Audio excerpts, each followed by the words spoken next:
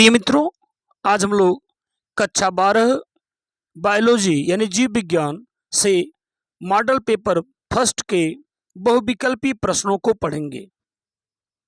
तो इसमें जो प्रश्न फर्स्ट है उसका खंड क, उसमें प्रश्न पूछा गया है कि 112 लघु बीजाणुओं के निर्माण के लिए लघु बीजाणु मात्र कोशिकाओं में कितने अर्धसूत्री विभाजन होंगे। तो आपको पता है कि लघु बीजाणु मात्र कोशिका में जब अर्धसूत्री विभाजन होता है तभी लघु बीजाणु बनते हैं। तो 112 लघु बीजाणुओं के निर्माण के लिए लघु बीजाणु मात्र कोशिकाओं में कितने अर्धसूत्री विभाजन होंगे। तो जवाब की अगर हम बात करें तो 1 अर्धसूत्री विभाजन से 4 लघु बीजाणुओं का निर्माण होता है। अतः 112 लघु बीजाणुओं के निर्माण के लिए अर्धसूत्री विभाजन की संख्या बराबर क्या हो जाएगी 112/4 यानी 28।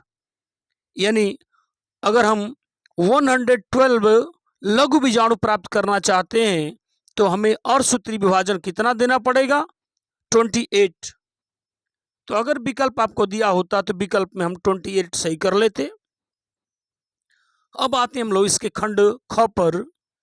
स्त्रियों में आर्तोचक्र यानी मासिक धर्म सामान्यतः होता है, यानी कितने दिनों का होता है पूछना यह चाहता है कि स्त्रियों में आर्तोचक्र यानी मासिक धर्म सामान्यतः होता है 10 से 11 दिनों का, 28 से 29 दिनों का, 25 से 26 दिनों का, 17 दिनों का।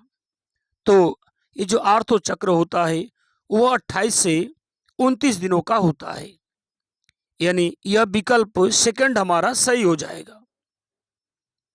अगले खंड गौ में आते हैं। वैलिस्नेरिया पौधे में परागण किस माध्यम से होता है।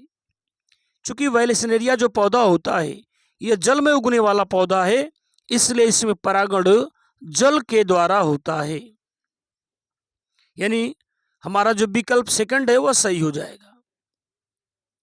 अब आते हैं हम लोग खंड घ में। mRNA यानी मैसेंजर आरएनए की सहायता से प्रोटीन संश्लेषण यानी प्रोटीन निर्माण की प्रक्रिया कहलाती है। यानी पूछना यह चाहता है कि mRNA यानी मैसेंजर आरएनए की सहायता से प्रोटीन संश्लेषण की प्रक्रिया को क्या कहते हैं। तो 4 हमारे पास विकल्प दिया है।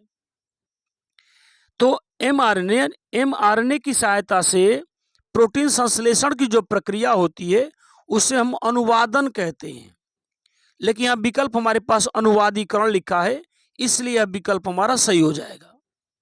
फिर से इस बात को हम रिपीट करते हैं कि mRNA की सहायता से प्रोटीन संश्लेषण की प्रक्रिया जो होती है उस प्रक्रिया को हम अनुवादन कहते हैं।